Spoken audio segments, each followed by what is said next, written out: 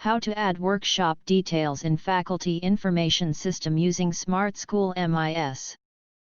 Click on Add Workshop Details. Enter workshop topic. Enter conducted by. Enter from date. Enter to date. Enter workshop level. Select workshop type.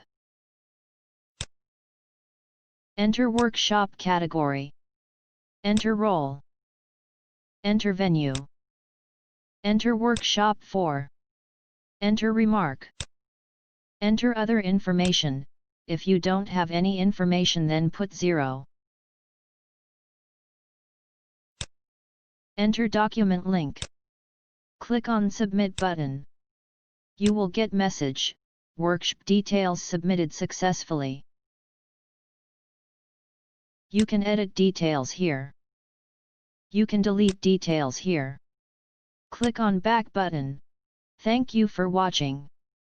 For instant updates of Smart School MIS, please subscribe the channel and click on bell icon.